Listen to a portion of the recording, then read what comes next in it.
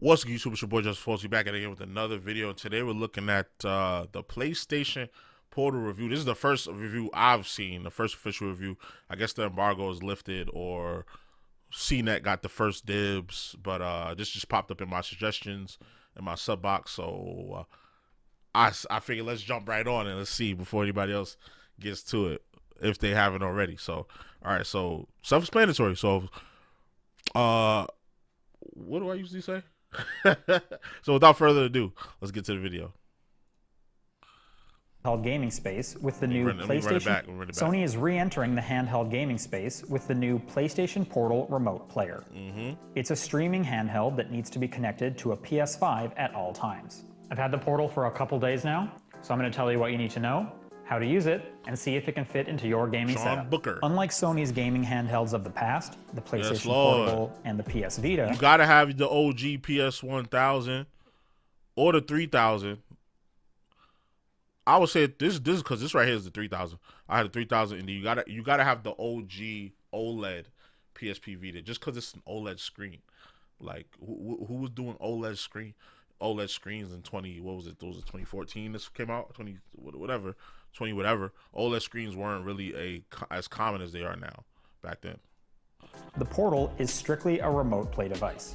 It acts as a second screen, mirroring the output from a PlayStation 5.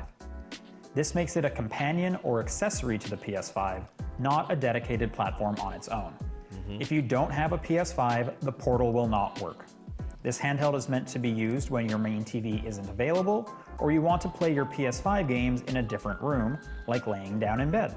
As such, there is no internal storage or SD card slot like you'd find on a Nintendo Switch or Steam Deck.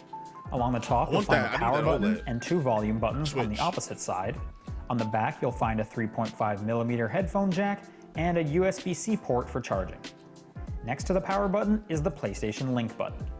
This is used to connect the Portal with Sony's Pulse series of headphones, such as the Explore earbuds I have here. Stay tuned for my hands-on video about these coming soon. The PlayStation Link technology is designed to help reduce audio latency when streaming your games to the handheld. However, it's a bit disappointing that the Portal doesn't support any other Bluetooth headphones, especially when this feature is common among other portable game consoles. Got the 3.5mm The controller inputs jack. on either side look and feel almost identical to the standard DualSense controller that comes packaged with the PS5.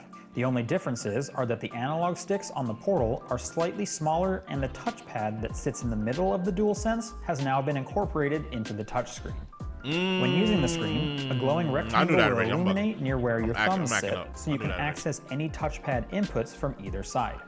The Portal also features a microphone on the bottom, internal gyroscope, enhanced rumble, and haptic triggers, all features you'd expect from the DualSense. The screen looks great, text is sharp, and apart from some dips in quality when first connecting, looks almost like I was playing games locally. It's a little disappointing not to see the higher contrast ratio of an OLED panel, especially since more devices are moving towards that.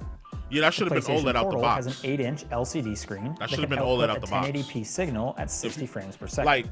The Portal measures 12 inches across. It should have been OLED out the box, even if you had to charge $50 more for it. Like if it would have been $250, like, or you could just take the loss on it and try to recoup that back in sales. Like, just take the loss in the front end, and then get the money back on the back end with more sales.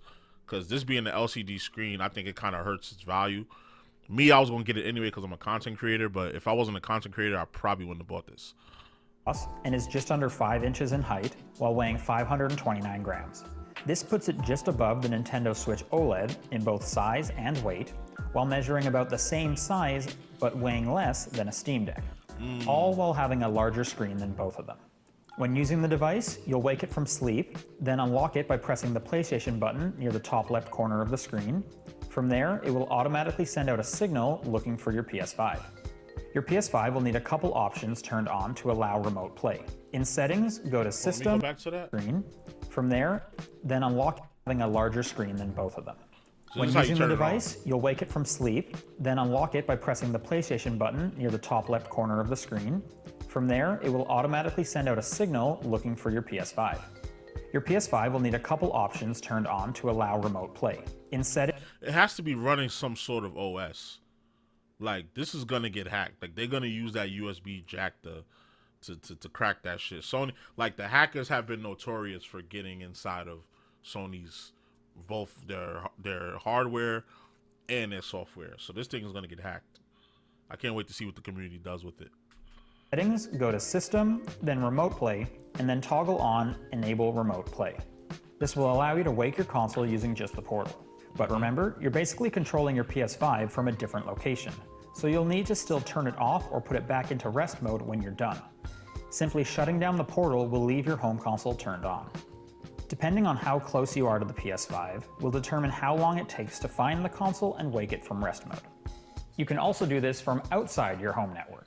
Here we are outside with the portal, and I am connected to the PS5 I have back home. It did take kind of a while to connect, but once they found each other, it's pretty stable. It's running pretty much the same as it would if I was on the same Wi-Fi network. The portal is tethered to my phone right now, and that's how I'm connecting to my PS5, and it's running really nicely. Keep in mind, this device is not designed to be played outside. There are no cases, there are no screen protectors, so putting it in a bag, you could damage your screen. It's really designed to be at home. Also, the screen doesn't get terribly bright, so even though I can see it fine in the shade here, it doesn't look great when under direct sunlight. Okay. Playing games on the portal is really nice, and when using an ideal connection, feels just like the real thing. With the PS5 wired to my router and the network speeds I have, it just feels like using a portable PlayStation most of the time. Of course, this is going to vary depending on what internet you have access to. Even with my great internet, it wasn't perfect, and I'd still have lag in the video and visual artifacts on the rare occasion. This didn't bug me when playing single-player titles like Spider-Man 2, but I'd be cautious about taking this online for any multiplayer sessions, where losing signal at all would be annoying. PlayStation's website states a required broadband internet Wi-Fi with at least 5 megabits per second for use, while recommending a connection of at least 15 megabits per second. Okay, we got that. We got like triple that. Xbox Game Pass's cloud streaming service recommends 10 to 20 megabits per second. At any point during use, you can swipe down from the top right corner of the screen to access some quick controls. These include disconnecting from the PS5. Remember, this won't turn your console off. A PlayStation Link panel that will show you when headphones are connected and how much battery life is left, brightness controls, a toggle for airplane mode, and a settings menu. In here you can adjust things like your network, vibration intensity, and more. I haven't used the portal long enough to give a full rundown on battery life, but back when I did my hands-on demo a couple months ago, the PlayStation rep said they were targeting something similar to the DualSense, which would put it around 7 to 9 hours. From my brief time with it, that seems accurate. I can't talk about PlayStation's Remote Play without mentioning that this isn't a new feature. Players can access this on PCs and phones, and they can pair a DualSense to that device to get all of the special controller features. I can see CNET's YouTube backend, so I know you're probably watching this on a phone.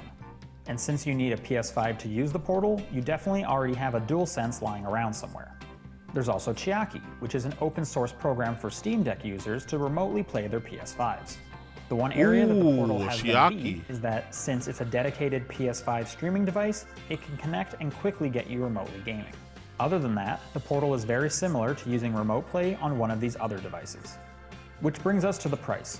The PlayStation Portal is $200, which is actually cheaper than what I expected from Sony. However, it's a bit pricey considering I could already Remote Play using my phone or Steam Deck and get most of the same experience. My favorite parts of the portal are how nice that screen looks, the excellent input latency, and how every feature of the PS5's controller, such as the enhanced rumble and haptic triggers, are present here. What I don't like is that I already can get most of these features just by pairing that controller to my phone, tablet, PC, etc., and all of those devices can connect to any Bluetooth headphones. And last but not least, it makes me wish I could take these console quality games offline, like with a Nintendo Switch or Steam Deck. This would give it a very compelling push into the portable gaming space. The Portal is an accessory to the PlayStation 5, but it makes me dream of a future with a dedicated portable platform. If you're someone who has to share their TV with roommates or family members, or you wish you could play games in bed easily, then you will find value in the Portal. Okay. But I urge you to look into some of the other Remote Play options if the $200 price tag is an issue. The PlayStation Portal Remote Player comes out on November 15th. Now I want to hear from you. Do you see a use case for this in your life? Let me know in the comments, and thanks for watching. I'm gonna be honest, I'm gonna be honest. Sony is re-entering the handheld gaming space with the new I do not see a use case for it in my home, but I mean, it's for if you're a PlayStation 5 owner, it is a quality of life device. Like, it is a dedicated device designed first party by Sony, so you know for sure it's gonna connect to your PlayStation without trouble, without hiccup, without anything. So my use case for this would be if I'm in the bed,